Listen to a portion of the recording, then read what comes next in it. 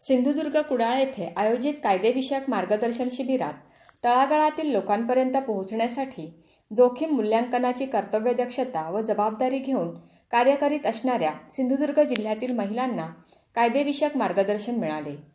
महिला आयोग NCWच्या सहकार्याने 8 राज्यातील महिलांसाठी कायदेशीर जागरूकता कार्यक्रम आयोजित करण्यात आला होता.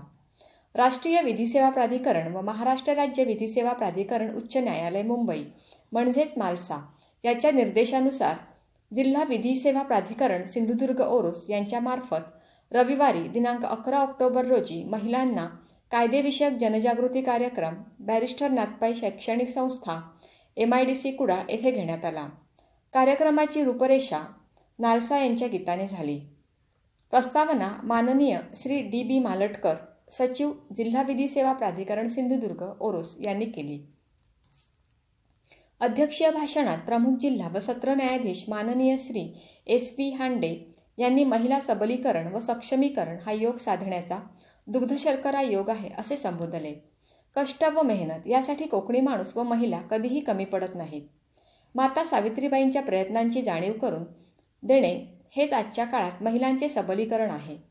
आजच्या काळात जवळजवळ 80% महिला सुशिक्षित आहेत. महिला पुरुषांपेक्षा कांकणभर सरस असतात. महिलांना आपल्यामधील सुप्त शक्तींची जाणीव करून घेणे गरजेचे आहे. कायदे म्हणजे नवचंडीच्या हातात असणारी अस्त्रे आणि शस्त्रे आहेत.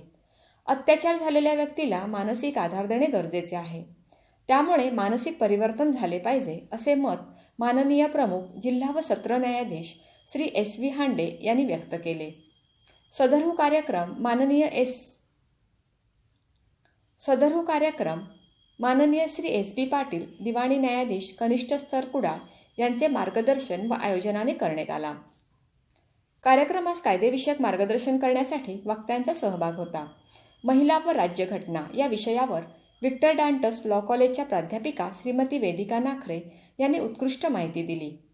नालसा प्रशिक्षित तज्ज्ञ ॲडव्होकेट श्रीमती निकिता म्हापणकर यांनी राष्ट्रीय महिला आयोग विधी सेवा प्राधिकरण यांचेकडील महिलांच्या तक्रारी संदर्भातील भूमिका, कौटुंबिक कायदा, दिवाणी व फौजदारी कायदा, महिला आणि जनन आरोग्य हक्क यावर उत्तम माहिती दिली.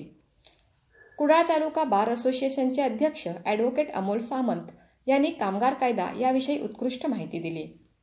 कार्यक्रमात उपस्थित सहभागी सर्व महिला प्रतिनिधींचे स्वागत सौ आर्या अडुळकर वरिष्ठ लिपिक दिवाणी न्यायालय कुडाळ यांनी गुलाबपुष्प देऊन केले.